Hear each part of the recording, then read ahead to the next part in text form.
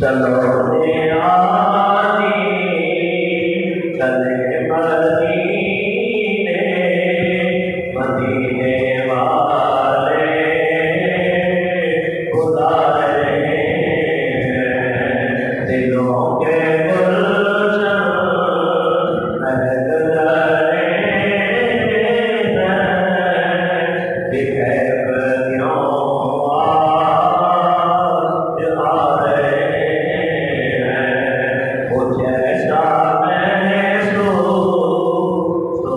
رہا ہے حضور تشریف بلا رہے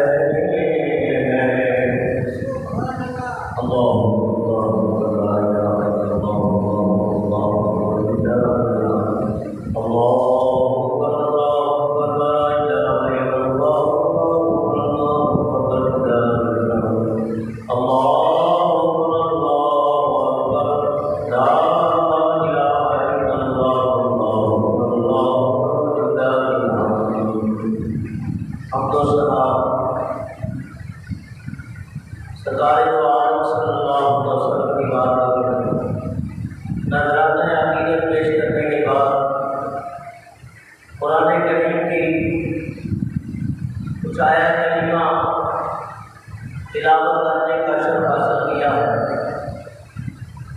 آج عید الاضحیٰ 10 ذوالحجہ 2023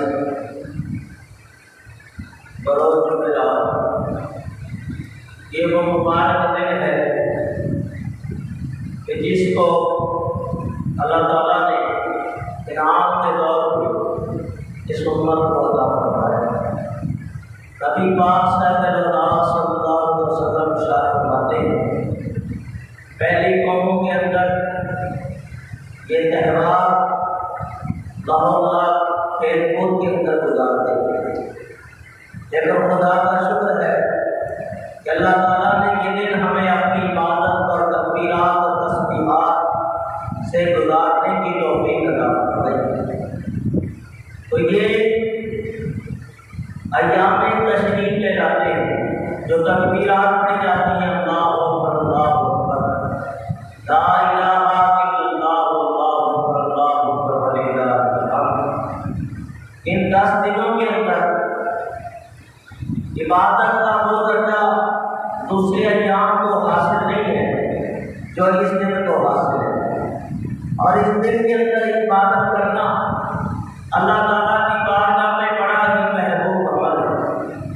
اور ایک حدیث مبارکہ کے اندر ہے کہ اللہ کے محبوب علیہ السلام فرماتے ہیں سبحان اللہ و بحمدہ، یہ تو لیکن اگر اس کو پورا کر لیں تو زیادہ بہتر ہے۔ سبحان اللہ و بحمدہ سبحان اللہ العظیم، اس تسبیح کو کہتے 300 مرتبہ پڑھا جائے اور پھر اپنے مرحومین کو بخش دیا جائے تو اللہ تعالیٰ ہر قبر والے کو 1000 روز عطا فرماتا ہے، اس کی قبر روشن اور منور ہو جاتی ہے۔ اور جو یہ ذکر کرنے والا ہمیشہ یہ وظیفہ کرنے والا سبحان اللہ و بحمدہ سبحان اللہ العظیم، اللہ جب بولے گا یہ بندہ تو اس بڑھنے والے بندے کی موت کے بعد اللہ اس کی قبر میں 1000 روز داخل فرمائے گا، اور دن حشر کے جب اٹھے گا تو اس کے آگے پیچھے دائیں بائیں نور ہوگا، اس کا چہرہ نورانی ہوگا۔ تو اس 3 دنوں کے اندر اس تسبیحات کو پڑھنا یعنی عید الاضحیٰ ہو یا عید الفطر بڑا درجہ اور رتبہ اور مقام ہے، اور عام دنوں میں بھی اس تسبیحات کا گھٹ رکھنا چاہیے، جس کی بڑی برکتیں نبی پاک صلی اللہ علیہ وسلم ارشاد فرماتے ہیں، فرمایا حبیبتان کلمتان، 2 کلمے ہیں جو اللہ کو بڑے ہی پیارے لگتے ہیں، حبیبتان علی اللسان، پھر اللہ کے حبیب فرماتے ہیں یہ زبان کے اوپر بڑے ہی ہلکے ہیں، ثقیلتان علی المیزان، اور میزان یعنی ترازو کے اوپر بڑی بڑی ہے۔ یہ بخاری کی آخری حدیث ہے۔ سبحان اللہ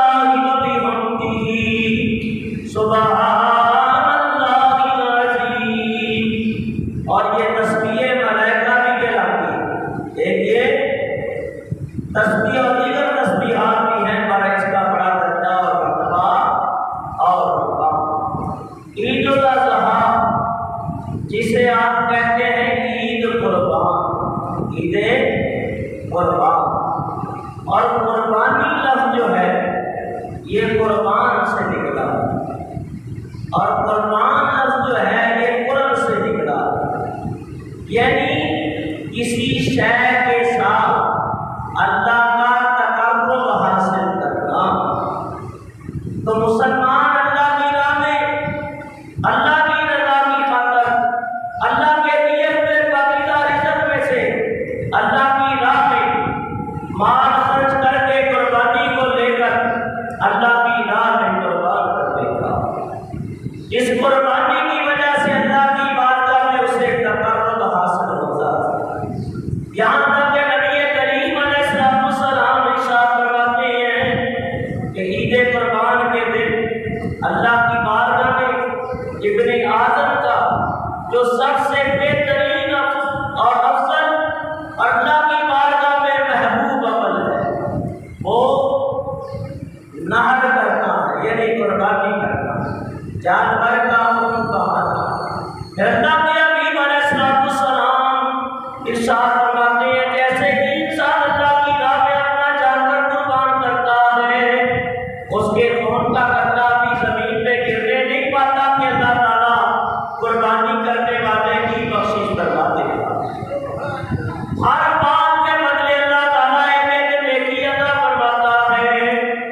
تو یہ یادگار ہے حضرت سیدنا ابراہیم خلیل اللہ علیہ نبینا علیہ السلام، جن کے اللہ نے بارہا امتحان لیے۔ اور یاد رکھیں جتنا بڑا مرتبہ ہوتا ہے، عہدہ ہوتا ہے اور مقام ہوتا ہے، امتحان بھی اتنا بڑا ہوتا ہے۔ لہذا انبیاء علیہ السلام مخلوق خدا میں سب سے بڑے مرتبے اور درجے اور مرتبے اور مقام والے ہیں۔ اللہ کی بارگاہ میں سب سے زیادہ عزت والے اور مرتبے والے انبیاء، اور یہی وہ لوگ ہیں جن کے اوپر اللہ نے سب سے پہلے انعام فرمایا۔ قرآن کریم کی آیت کریمہ اس بات کی بین دلیل ہے، اور قرآن کی یہ آیت مومن کو جھنجھوڑ کے رغبت دلا رہی ہے، اور اللہ والوں کی شان کے اوپر یہ واضح حجت اور دلیل ہے۔ اللہ تعالیٰ ارشاد فرماتا ہے اولئک الذین انعم اللہ علیہم من النبیین والصدیقین والشہداء والصالحین وحسن اولئک رفیقا۔ اللہ تعالیٰ ارشاد فرماتا ہے کہ اللہ کا انعام ہوا نبیوں کے اوپر، انعم اللہ علیہم من النبیین، تو پتہ چلا اللہ کے ہاں اگر سب سے زیادہ عزت اور مرتبے والے ہیں تو نبی ہیں، والصدیقین یہ صدیقین ہیں، والشہداء والصالحین تیسرا درجہ شہداء کا ہے، والصالحین اولیاء اللہ۔ تو فرمایا یہ درجے اور مرتبے اور مقام اللہ نے دیے ہیں، اور جتنا بڑا درجہ دیا ہے، مرتبہ دیا ہے، عزت و شرف اور بزرگی سے نوازا ہے، اتنا بڑا امتحان بھی دیا ہے۔ تو انبیاء سب سے بڑے درجے والے، لہذا ان کا امتحان بھی بڑا، اور اللہ جب امتحان لیتا ہے اور وہ امتحان میں پورے اترتے ہیں تو پھر کیا فرمایا؟ انما یوفی الصابرون اجرهم بغیر حساب۔ فرمایا اللہ انہیں پورا اجر دے گا، اور ایسا دے گا کہ اس کے اجر کا کوئی حساب نہیں۔ تو حضرت ابراہیم کتنے انبیاء علیہ السلام کے جد امجد ہے، نبی پاک نے ان پہ فخر کروایا۔ اللہ کے حبیب علیہ السلام ارشاد فرماتے ہیں دعوت ابراہیم، نبی کریم علیہ السلام فرماتے ہیں لوگوں میں حضرت ابراہیم کی دعا بن کے آیا۔ انہوں نے دعا کی تھی، اور وَإِذِ ابْتَلَىٰ إِبْرَاهِيمَ رَبُّهُ بِكَلِمَاتٍ فَأَتَمَّهُنَّ۔ میں یاد کرو کہ جب اللہ نے حضرت ابراہیم علیہ السلام کا امتحان فرمایا، وہ امتحان میں کامیاب ہوئے۔ یہاں تک کہ کئی قسم کے امتحانات لیے۔ سب سے پہلا امتحان تو یہ تھا کہ آپ کو اللہ کی معرفت کے لیے اور دعوت اسلام کے لیے پیش پایا، اور اللہ نے حکم دیا کہ ان لوگوں کو بتوں کی پوجا سے منع کرو اور میری بندگی اور میری معرفت کی طرف انہیں بلاؤ۔ بڑی مشکلیں برداشت کرنی پڑی اور بڑی تکلیفیں اٹھانی پڑی۔ لوگ باتیں کرتے تھے، تانے دیتے تھے، خاندان چچا کے تانے برداشت کیے، نمرودی قوم کا مقابلہ کیا، ان کا سامنا کیا۔ جس گلی کوچے میں جاتے وہ آپ کے پیچھے باتیں کرتے اور بعض اوقات وہ ظلم بھی کرتے، لیکن آپ نے عزیمت کا رستہ اختیار کیا اور کہا اگر اللہ کی راہ میں مجھے تانے ملے، اللہ کی راہ میں مجھے تکلیفیں اور مشکلات ملے تو وہ اس کی کوئی بات نہیں، بس میرا رب مجھ سے راضی ہے۔ یہاں تک کہ اللہ تعالیٰ نے آپ کے اوپر نعرے نمرود کو گلزار کیا، وطن سے بربدن ہوئے اور کئی امتحانوں سے دوچار کیے گئے، لیکن عرض یہی کی مولا تیرا خلیل تیرے ہر حکم کے اوپر سرے تسلیم خم کرتا ہے۔ اور فرمایا اذ قال له ابراہیم اسلم قال اسلمت لرب العالمین۔ جب ابراہیم علیہ السلام کو ہم نے حکم دیا سرے تسلیم خم کر دو تو انہوں نے اپنا سر جھکا دیا اور کہا میں اپنے سر کو جھکاتا ہوں، گردن کو جھکاتا ہوں اس رب کے لیے جو رب ہے تمام عالمین کا، جو رب ہے تمام جہانوں کا۔ یہاں تک کہ جب امتحان لیتا رہا رب، وہ امتحان میں اللہ کی عطا سے، اللہ کے فضل و کرم سے پاس ہوتے رہے۔ بیتُلہ کی تعمیر ہوئی، بیوی بچے کو وادی فرات میں چھوڑا، یہاں تک کہ سب کچھ کر گزرے۔ اور آخری جو بات امتحانات میں سے بتائی مفسرین نے کہ فرمایا 3 راتیں مسلسل اب آواز آتی رہی قم یا ابراہیم، اے ابراہیم کھڑے ہو جاؤ اور اللہ کی راہ میں پیاری چیز کو قربان کرو۔ حضرت ابراہیم علیہ السلام کو یہ حکم باطنیہ خواب دیا اور بعض احکامات وحی کے خواب کے ذریعے آتے ہیں، جیسے نبی کریم علیہ السلام کو خواب کے ذریعے اللہ نے فتح مکہ کی بشارت دی۔ لقد صدق اللہ الرؤیا بالحق، اے پیارے محبوب بے شک اللہ نے آپ کے خواب کو سچا کر دکھایا۔ تو فتح مکہ ہوا، حضور نے پہلے خواب دیکھا تھا، اور بھی ایسے کئی خواب ہوتے، تو نبیوں کے جو خواب ہوتے ہیں وہ حقیقت پر مبنی ہوتے ہیں۔ اور شیطان کا ذرا سا بھی ایک ناخن کے برابر بھی نبی کے خواب میں کوئی عمل دخل نہیں ہوتا۔ بہرحال باقی مومن مسلمان کے خواب کبھی رحمانی بھی ہوتے ہیں اور کبھی شیطان کے وسوسے بھی اس میں داخل ہوتے ہیں، لیکن بعض اولیاء کرام صوفیاء کرام نے فرمایا ہے جو اللہ کے اولیاء اللہ ہیں ان کے خواب بھی حقیقت پہ مبنی ہوتے ہیں کہ شیطان ان کے خواب میں کبھی وسوسہ ڈال سکتا نہیں ہے۔ اور خواب کے بارے میں ابن سیرین نے کتاب لکھی ہے تعبیر الرؤیا، اس کو آپ پڑھ سکتے ہیں، مطالعہ کر سکتے ہیں۔ حضرت ابراہیم علیہ السلام کو جب خواب آیا 3 دن اور تینوں دنوں کو عملی جامہ پہنایا۔ پہلے دن جب خواب آیا وہ اللہ کی راہ میں فرمایا گائے قربان کی، اور دوسرے دن کے خواب کو عملی جامہ پہنایا تو اونٹ نہر کیے، اللہ تعالیٰ کی راہ میں اونٹ قربان کر دیے، لیکن لیکن مسلسل وہ خواب پھر بھی آتا. تیسرے دن پھر یہی حقیقت سے پردہ اٹھا اور آگ بھی زیادہ روشن تھی اور حکم بھی بہت واضح تھا کہ آپ کو حکم دیا جاتا ہے کہ پیاری چیز اللہ کی راہ میں قربان کرو. بشارت خواب میں پائی کہ اٹھ ہمت کا سامان کر پائے خوشنودی مولا اسی بیٹے کو قربان کر.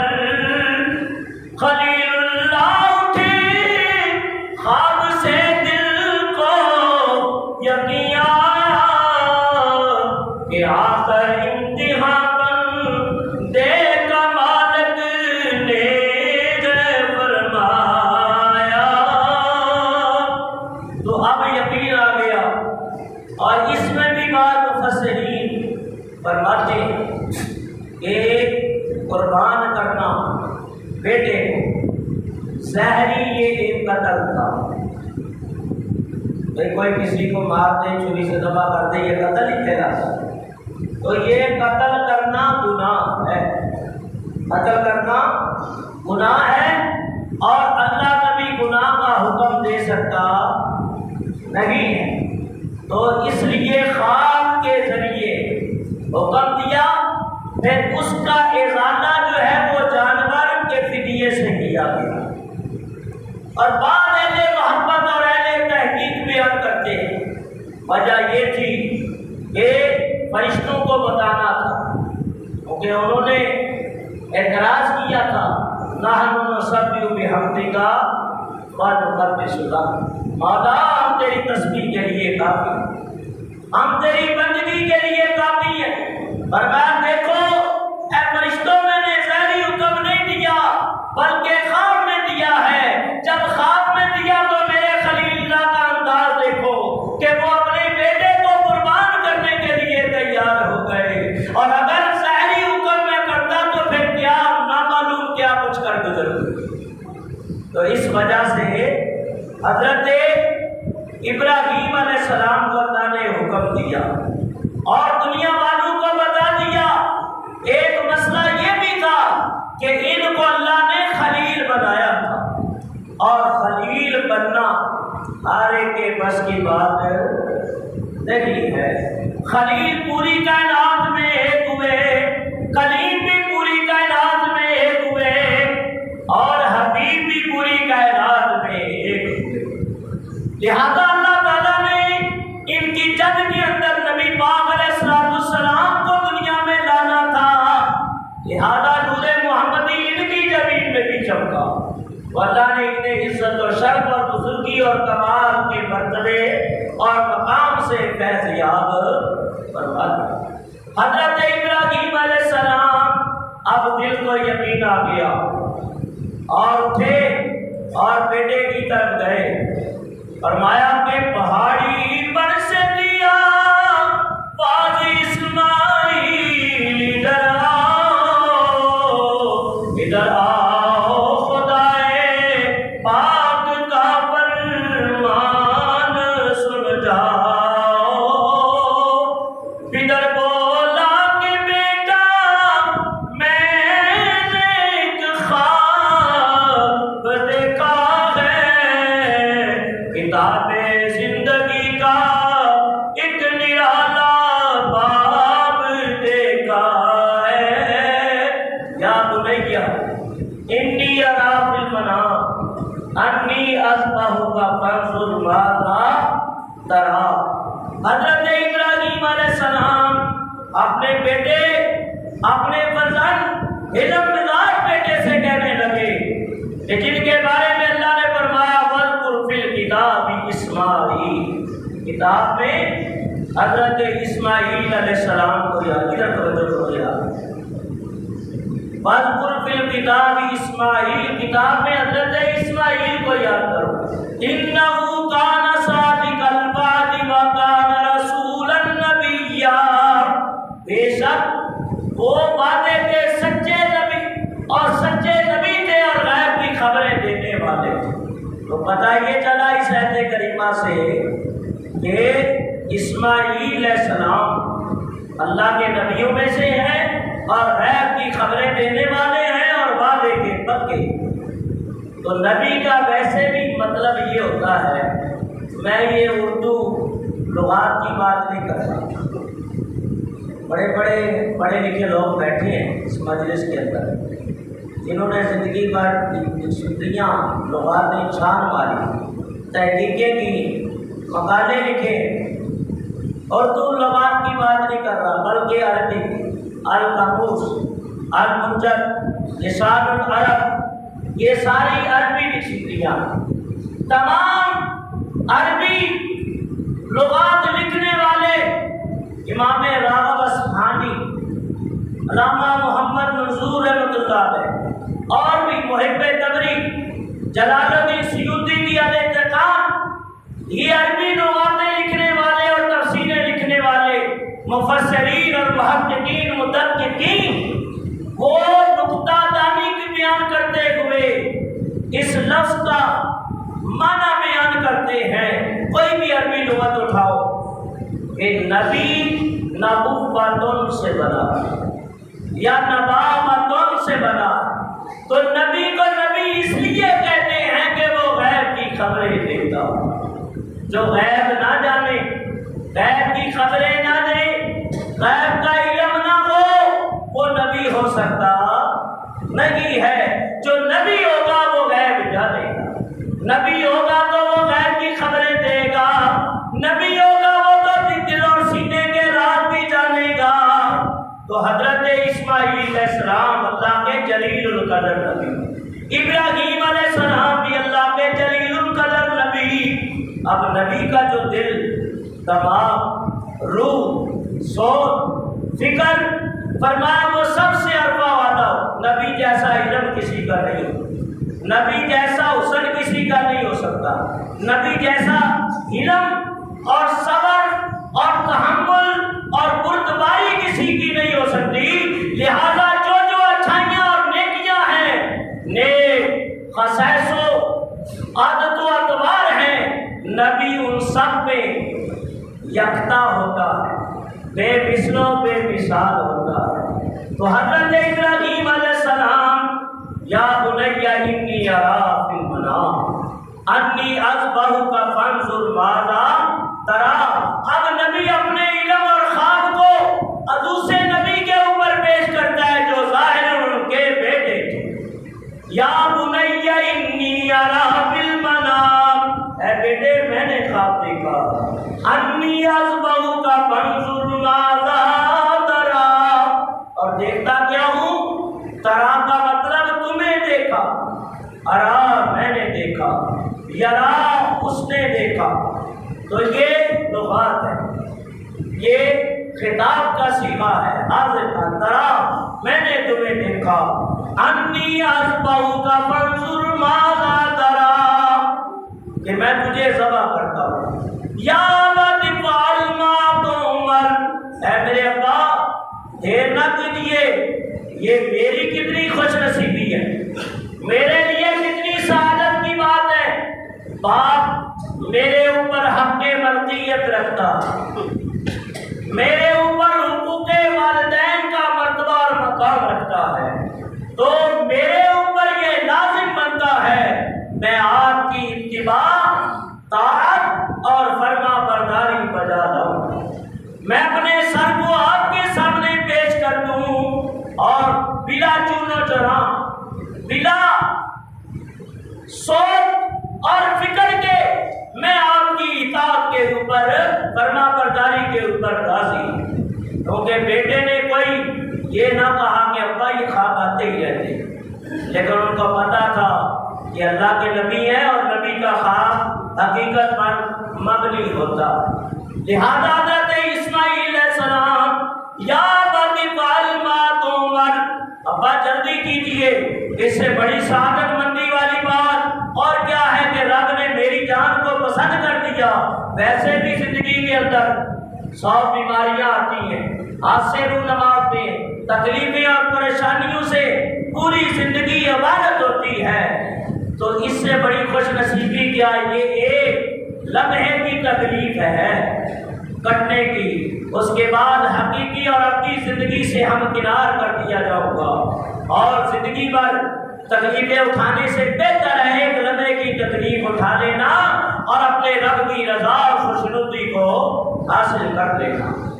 سَتَجِدُنِي انشاءاللہ من الصابرین، ابا دیر نہ کیجیے، جلدی کیجیے۔ سَتَجِدُنِی، یہ سین جو داخل ہوا ہے فعل کے اوپر، اس کو قریب کے معنی میں کرتا ہے۔ ماضی کے اوپر اگر سین داخل ہو جائے تو اس کو قریب میں کر دیتا ہے۔ ستجدونی عن قریب، آپ مجھے صابرین سے بات۔ یہاں تک کہ ابراہیم علیہ السلام نے جب بیٹے سے یہ سنا تو بڑا سکون ملا، دماغ کو بڑی تازگی ملی۔ میرے بزرگوں اور دوستوں، یہ بار بار ہر عید الاضحیٰ پہ یہ واقعہ بیان کیا جاتا ہے، اور بار بار یہ دہرانے کا مقصد یہ ہے کہ اللہ نے جن کو اولادیں دی ہیں، آج بیٹے نہیں ذبح کیے جا رہے، نہ اس کا حکم ہے، بس یہ حکم ضرور ہے کہ وَوَصَّيْنَا الْإِنسَانَ بِوَالِدَيْهِ احسانا، ماں باپ کے ساتھ احسان کرو، کہ اپنی پوری زندگی ماں اور باپ اپنی اولاد کی خوشیوں کی نظر کر دیتے ہیں۔ کتنی بار دوڑ کرتا ہے، صبح سے انسان نکلتا ہے، شام کو تھکا دوڑتا ہے، دن رات دیر کرتا ہے اس اولاد کے لیے کہ اپنے نیند کا، اپنے چین کا کوئی خیال نہیں، میری اولاد کو راحت مل جائے، میری اولادیں خوشی کی زندگی گزارے اور کسی کے سامنے انہیں آگ نہ پھیلانا پڑے۔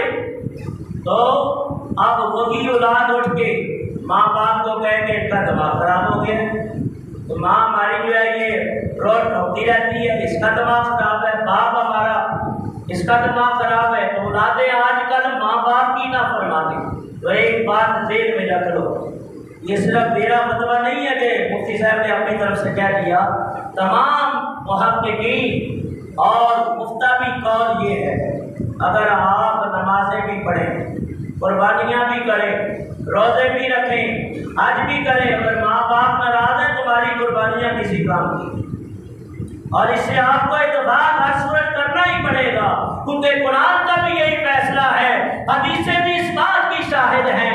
تو یاد رکھو، ایسی اولادوں کو بھی ہم نے دیکھا ہے۔ بہرحال اللہ ہدایت دے، دین پہ چلنے والا بنائے۔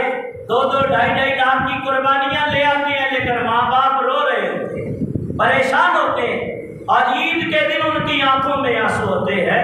خدا کے واسطے ماں باپ کو دنیا میں اپنی زندگی کے اندر غنیمت جانو، ان کو راضی کر دو۔ جتنے 8 یا 10 یا 12 لاکھ لگا کے بھی گئے حج پہ، حج کر کے آئیں گے، کتنی محنت ہوتی ہے، کتنی کوشش ہے، اس کے باوجود اگر ایک محبوب اور محب والی نظر، طالب والی نظر ماں باپ کے چہرے پہ ڈال لے تو مقبول حج کا ثواب مل جاتا ہے۔ النظر الی وجہ الوالدین حجا مبرورۃ، محبوب کائنات صلی اللہ علیہ وسلم فرماتے ہیں ماں باپ کو ایک محبت کی نظر سے دیکھ رہا۔ اب یہ نہیں ہے کہ پورا ہفتہ تنگ کرتا رہے، سال تنگ کرتا رہے، ابا جی میرے سامنے بیٹھ جاؤ آج میں پیار نہ دیکھوں گا، ایسا نہیں ہے، بلکہ زندگی بھر خدمت کرے اور پھر محبوب نظر سے دیکھے تو ہر نظر کے اوپر مقبول حج کا ثواب ہے۔ صحابی نے عرض کی یا رسول اللہ 100 مرتن، اگر 100 مرتبہ دیکھے، آپ نے فرمایا اللہ اکبر، اللہ بہت بڑا ہے، بات یابو، اور وہ بڑا پاک ہے۔ تو یہ صدقہ ابراہیم حضرت اسماعیل علیہ السلام، قربانیاں بھی ہو رہی ہیں، یادگاریں بھی پوری ہو رہی ہیں، گوشت بھی کھا رہے ہو اور خون بھی بہا رہے ہو، قطرے زمین پہ گرنے نہیں پاتے کہ اللہ قربانی والے کی بخشش بھی فرما رہا۔ دن حشر کے جب قبروں سے اٹھیں گے تو یہ براق بن کے قربانیاں قبر پر پہنچ جائیں۔ اللہ سب کی قربانیاں قبول فرمائے۔ جو نقطے میں نے تقریر کے اندر والدین کے حقوق کے لیے بیان کیے ہیں، اللہ اولادوں کو اس پر عمل کرنے کی توفیق عطا فرمائے۔ بہرحال کل ابن آدم خطائین، ہر ابن آدم خطا کار ہے، یہ غلطیاں کرتا ہے، خطائیں کرتا ہے، اللہ فرماتا ہے پھر بھی تائب ہو جائے ربک من لا ذنب لہ، توبہ کرنے والا ایسا ہے جیسے اس نے گناہ کیا ہی نہیں۔ اللہ عمل کی توفیق عطا فرمائے۔ فرمائے یہ فیضان نظر تا یہاں کے مکتب کی کرامت تھی، یہ فیضان نظر تا یہاں کے مکتب کی کرامت تھی، سکھائے کس نے اسماعیل کو آداب فرزندی۔ اب باپ اور بیٹے نے مشورہ کر لیا تو پتہ یہ چلا جب بھی کوئی مشکل آ جائے باپ اور بیٹا مشورہ کرے، باپ بیٹا، بیٹا باپ سے کر لے اور باپ کوئی قدم اٹھائے تو بیٹے سے مشورہ کر لے۔ یہ مشورہ دینا حضرت اسماعیل ابراہیم کی سنت بھی ہے اور مشورہ لینا بھی دونوں کی سنت ہے۔ اب یہاں اولادیں کچھ بھی کر رہی ہے، نہ باپ کو پوچھا نہ ماں کو پوچھا۔ یہاں ایک نوجوان ہے، مجھے اس کی بات بڑی پسند ہے، لیکن اچھی باتیں کہیں سے مل جائیں یہ مومن کا گمشدہ خزانہ ہے۔ حالانکہ ان کی بیوی فوت ہو گئی، اللہ جنت پہ اعلیٰ مقام ہے، لیکن وہ کہتا ہے کہ میں جو کمائی لاتا ہوں ماں کی گلی پہ رکھ دیتا ہوں، ماں کے ہاتھ پہ رکھ دیتا ہوں، ماں خوش ہوتی ہے۔ ماں نے کیا کرنا ہے؟ آخر وہ بیٹے کو ہی لوٹانا ہے۔ پتا مشکل میں تھا کہ پیسے نہیں تھے جیب میں، ماں نے 1000 2000 جیب میں ڈال دیے۔ تو کیا ہوتا ہے، ان کو لالچ نہیں ہوتا ماں باپ کو، یہ ہوتا ہے کہ دل بڑا ہو جاتا ہے کہ ہماری اولاد اس عمر میں پہنچ کے شادی شدہ ہو کے بھی ہماری فرما بردار ہے۔ تو یہ فرما برداریاں سیکھو، اللہ دنیا بھی اچھی کرے گا، قبر بھی اچھی کرے گا، حشر بھی اچھا کرے گا۔ حضرت ابراہیم علیہ السلام، اب باپ اور بیٹے کا مشورہ ہوا، بیٹا راضی ہو گیا۔ جب مشورہ پورا ہو گیا تو اب حضرت اسماعیل کی ماں کے پاس آئے، بی بی ہاجرہ کے پاس، اور ان کو مدعا بیان کیا تھا کہ ایسا میں دعوت پہ جا رہا ہوں اور بیٹے کو میرے ساتھ کر دو، اس کو نہلا دو، غسل دے دو، اس کی آنکھوں میں سرما ڈال دو۔ تو ماں بڑی متعجب خیز نظروں سے بیٹے کو دیکھ رہی تھی اور ان فانن تیار کر دیا اور کہا جاؤ تجھے اللہ کے سپرد کرتی، اور جو چیز اللہ کے سپرد کی جائے وہ ضائع ہوتی نہیں۔ ایک نقطہ ہے۔ دوسرا، رسی لے لی اور چھری لے لی، اور گھر والی نے پوچھا اے میرے سرکار یہ رسی اور چھری، کہا شاید کوئی جانور ذبح کرنا پڑ جائے۔ منہ سے یہ نکلا تھا جانور ذبح کرنا پڑ جائے، جو منہ سے نکلا تھا اللہ نے وہی کرنا تھا، کیونکہ نبی کی زبان تھی، خلیل اللہ کی زبان تھی، تو فرمایا اللہ نے وہی کرنا تھا۔ اب حضرت لیتے چلے، پیچھے سے شیطان پرانی مکارانہ چال چلنے کے لیے حضرت ہاجرہ کے پاس آیا، کہا ہاجرہ یہ کہاں گئے؟ کہا دعوت پہ گئے، ان کے دوست کی دعوت ہے، اور سب سے بڑی دوستی تو اللہ کی تھی۔ کہا یہ آپ کو تو کہہ کے دعوت پہ، حقیقت میں وہ بچے کو ذبح کرنے جا رہے۔ کہا بدبخت، یہ بتا باپ بھی کبھی ذبح کرتا ہے؟ کہا ان کا گمان یہ ہے، ان کا خیال یہ ہے کہ اللہ نے حکم دیا ہے۔ کہا میرا شوہر نبیوں میں سے ہے، اگر ان کے دماغ میں یہ بات آ گئی ہے تو نبی کبھی اللہ کے حکم کے بغیر چلا کرتا نہیں ہے۔ اگر اللہ نے حکم دیا ہے تو یہ ایک بیٹا کیا اگر ہزاروں بھی ہو تو ایک ایک کر کے اس کے راستے میں قربان کرتی چلی گا۔ وہاں سے نامراد ہوا، حضرت ابراہیم علیہ السلام کے پاس آیا۔ خلیل اللہ خواب جھوٹے بھی ہوتے ہیں، سچے بھی ہوتے ہیں، عملی جامہ نہ پہناؤ کہ کل پچھتاوا ہو۔ کہا اللہ کی راہ میں رکاوٹ ڈالنے والا صرف شیطان ہی ہو سکتا ہے۔ ٹینکریاں ماری، آج بھی وہ 3 مقام ہیں، 3 جواہرات۔ حاجی آج بھی کوئی سنت ادا کر رہے ہیں کہ تینوں مقام کے ایک پر 7 ٹینکریاں مارتے ہیں، یہ حج کے ارکان میں سے ہے، اور قیامت تک اسی طرح اس پہ عمل ہوتا رہے گا۔ نبی پاک نے بھی یہی سنت ادا کی ہے۔ صدیق اکبر، فاروق اعظم، عثمان غنی، حیدر کرار، جمی صحابہ 1 لاکھ یا 1,25,000 کا مجمع تھا جب نبی نے حجۃ الوداع کا خطبہ ارشاد فرمایا۔ وہ خطبہ بڑا فصیح و بلیغ ہے، کبھی وقت ملا تو پورا جمعہ اس خطبے کے اوپر گزرے گا عربی عبارت کے ساتھ. اس میں بڑی باریکیاں ہیں، بڑے نکتے ہیں، اور جو علماء نے اس کی تحقیقیں کی ہیں بڑے نکتے ہیں. پر حضرت ابراہیم علیہ السلام سے نامراد ہو کے وہ نکل گیا آپ کی بارگاہ سے، اسماعیل کے پاس آیا، وہاں بھی بیٹھایا. وہ بھی کہنے لگے کبھی دیکھا ہے باپ ذبح کرتا ہے بیٹے؟ کہا ان کا خیال ہے اللہ کا حکم. کہا اللہ کا حکم ہے تو پھر میری سعادت مندی یہ ایک جان کے اگر میرا رب ہزاروں جاننے کی دے تو میں اس کے رستے میں قربان کر دوں گا. اور آخر میں کیا کہوں گا؟ جان دی ہوئی اسی کی ہے، یہ جان دی ہوئی اسی کی ہے. اب تو یہ تھا کہ حق ادا نہ ہوا. حضرت ابراہیم علیہ السلام عوض میں سمیم کر لیا، بیٹے کو وصیت کی. بیٹے نے آگے بات سے کہا ابا میرے زائدہ کپڑے اتار دے، میری آنکھوں پہ پٹی باندھ لے اور چھری کو تیز کر لے، یہاں تک کہ اب باپ قربان کرنے کے لیے، بیٹا قربان ہونے کے لیے. فلما بلغ معه السعي قال يا بني إني أرى بالمنام أني أذبحك فانظر ماذا ترى. قال يا أبت افعل ما تؤمر ستجدني إن شاء الله من الصابرين. فلما أسلم وتله للجبين. اور فرمایا جب وہ راضی ہو گئے تو انہیں لٹا دیا جبین کے بل. اسلم وجہہ للہ، جب لٹا دیا اور اس کے بعد پھر حضرت اسماعیل علیہ السلام نے اپنی محبت کا اور فرما برداری اور اطاعت کا اظہار کیا، اور حضرت اسماعیل علیہ السلام کے گلے کے اوپر چھری بڑے یقین اور وثوق کے ساتھ چلانی شروع کی.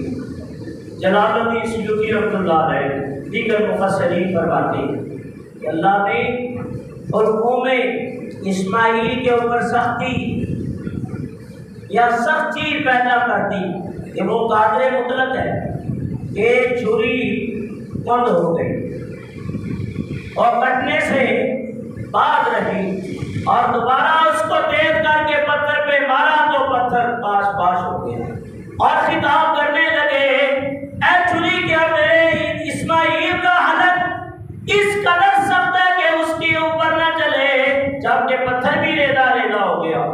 تو چھری نے کلام کیا.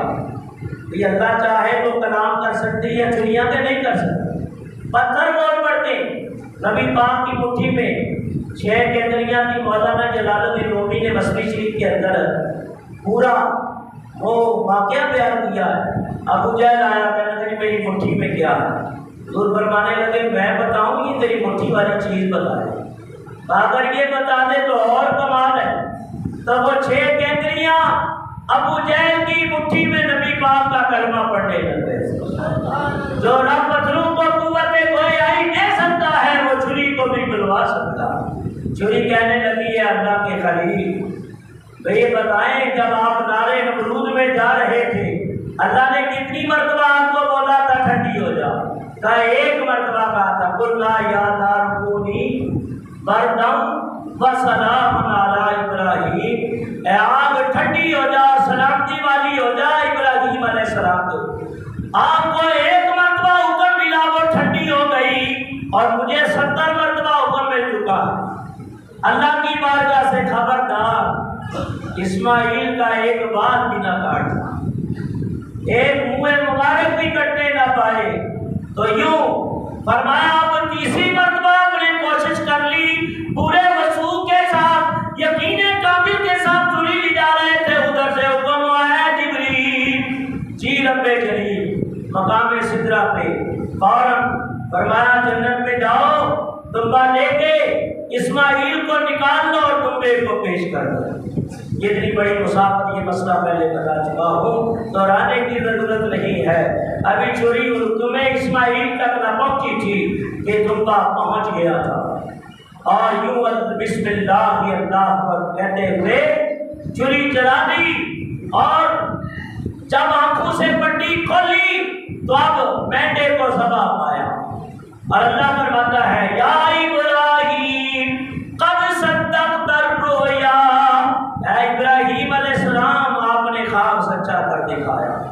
اِنَّا كَذَلِكَ نَجْزِي الْمُحْسِنِينَ، ہم محسنین کو ایسا ہی صلہ ادا کرتے ہیں۔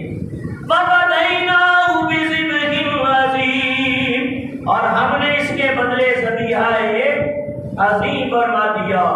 اور پہلی امتوں میں یہ تھا، جانور ذبح ہوتے یا گندم کی قربانی دیتے یا پھل پیش کرتے یا جو بھی ان کی ہمت و طاقت ہوتی، تو قربانیوں کی قبولیت کی نشانیاں یہ تھی کہ آسمان سے آگ آتی اور اس کو جلا جاتا، یہ قبولیت کی نشانی تھی۔ لیکن اللہ کے حبیب فرماتے ہیں خدا کا شکر ادا کرو، اللہ قربانی بھی تمہاری قبول کرتا ہے، گوشت بھی کھاؤ اور خون بھی بہاؤ اور اللہ قربانی قبول فرماتا ہے۔ نبی پاک صلی اللہ علیہ وسلم نے سیدہ فاطمہ اپنی بیٹی سے فرمایا، اے میری فاطمہ قربانی کے جانور پہ حاضری ہو۔ اب اس کا یہ مطلب نہیں ہے کہ سر عام عورتیں لوگوں کے سامنے آئیں اور قربانی کے جانوروں پہ ہاتھ دیں۔ ہمارے یہاں میں فیشن نمود بہت ہوتی ہے، اللہ بچائے، کیونکہ عورت اور مرد کا اختلاط سر عام منع کیا گیا ہے کہ فتنوں کی آماجگاہ نہ کہیں وہ مقام بن جائے۔ تو فتنوں سے بچنے کے لیے محتاط طریقہ اسلام نے پیش کیا ہے۔ برہان وہ گھر میں نبی پاک کے قربانی ہو رہی ہوگی، تبھی فرمایا بیٹی اٹھ اپنی قربانی پہ حاضری دے، یعنی اپنا ہاتھ دے۔ یوں نبی کریم علیہ السلام نے جانور ذبح فرمایا، اور خصی جانور کی قربانی کرنا یہ افضل ہے، نبی پاک کی سنت ہے۔ کیونکہ جو خصی جانور ہوتا ہے اس کے گوشت میں سمیل پیدا نہیں ہوتی اور اس کا گوشت صاف ہوتا ہے، اور جو خصی جانور نہیں ہوتا وہ اپنا پیشاب خود پیتا ہے، جس سے اس کے جسم میں بدبو سمیل پیدا ہو جاتی ہے۔ لہذا خصی جانور کو ذبح کرنا، بہت سارے اپنی عقلیں لڑاتے ہیں جی یہ عیب ہے، تو بھائی جب نبی پاک کا سنت طریقہ سامنے آ گیا پھر اپنی عقلوں کے گھوڑے نہ دوڑایا کرو، تو یہی سمجھو کہ ہماری آنکھیں بند ہیں کہ نبی پاک نے یہ عمل کیا، بس اتنا ہی کافی ہے، زیادہ دلیلیں دینے کی، بڑا دلیلیں بہت ہیں، اس پہ مناظرے بھی ہوئے، پیسے بھی ہوئے، لیکن ادھر جانے کی ضرورت نہیں ہے۔ ایک سچے امتی کے لیے کافی ہے کہ نبی پاک کا طریقہ اس کے سامنے آ گیا، اور نبی پاک کی حدیث بھی علیکم بسنتی و سنت الخلفاء الراشدین، میری سنت پہ چلو، میرے خلفاء راشدین کی سنت کے اوپر۔ نبی پاک نے حج کے مقام پہ 100 اونٹ نہر فرمائے، اور آپ تو باندھتے ہو، وہاں باندھے بھی نہیں، ایک ایک کو اشارہ کرتے جاتے ہیں، اونٹ خود آتے جاتے ہیں۔ اسی طرح آپ نے نہر فرمائے، اور نبی کریم علیہ السلام سے سیدہ عائشہ صدیقہ نے عرض کی، یا رسول اللہ قربانیوں میں ہمارے لیے کیا ہے؟ فرمایا قربانیوں میں تمہارے لیے چاہے وہ اون ہو اور چاہے وہ بکرا ہو، اونٹ ہو، ان کے بال ہو، ہر بال کے بدلے صاحب قربانی کے لیے ایک نیکی ہے۔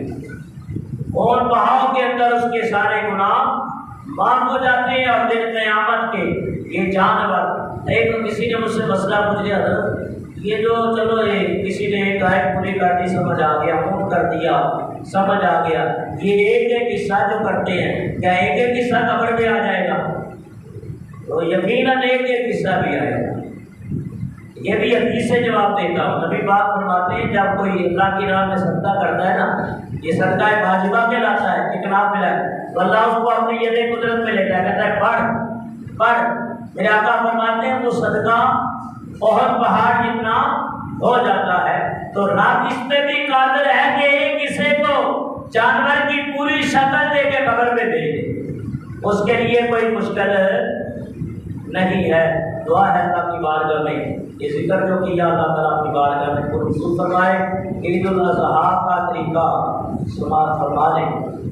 نماز عید الاضحیٰ واجب 7 سے 6 تکبیروں پڑھنی واسطے اللہ تعالیٰ کی، منہ قبلہ شریف، پیچھے سے امام، اللہ اکبر۔ 2 رکعت نماز عید الاضحیٰ واجب کی نیت کر کے کانوں تک ہاتھ اٹھا کے اللہ اکبر کہہ کے ہاتھ باندھ دیں، ثنا پڑھی جائے، تحفظ اور تسبیح، اور پھر تکبیرات ہوگی، 3 تکبیریں وہ پہلی نماز کی تکبیر کی یاد رکھیں. اللہ اکبر کانوں کی لو تک ہاتھ لے جائیں گے اور ہاتھ چھوڑ دیں گے. پھر اللہ اکبر کہہ کے ہاتھ چھوڑ دیں گے. پھر اللہ اکبر کہہ کے ہاتھ باندھ لیں گے. امام سورہ فاتحہ پڑھے گا, سورت کی آیات کی قرات کرے گا, ایک رکعت مکمل. دوسری رکعت میں پھر فاتحہ اور قرات ہوگی. پھر 3 تکبیریں عید الاضحیٰ کی ہوگی. رکوع کی تکبیر اس میں نہیں ہے, بات کی بات. کانوں کی لو تک ہاتھ اٹھائیں گے, اللہ اکبر کہہ کے ہاتھ چھوڑ دیں گے. پھر اللہ اکبر کہہ کے ہر تکبیر کے درمیان 3 مرتبہ سبحان اللہ کی مثل وقفہ کرے. اور اسی طرح دوسری تکبیر, پھر تیسری تکبیر اللہ اکبر کہہ کے ہاتھ. چوتھی تکبیر یہ رکوع کی تکبیر ہوگی. اللہ اکبر بغیر ہاتھ اٹھائے اللہ اکبر کہتے ہوئے رکوع میں چلے جائیں گے. 2 رکعتیں مکمل ہوگی, خطبہ ہوگا اور خطبے کے بعد دعا ہوگی. کھڑے ہو جائیں اور صدقے کریں.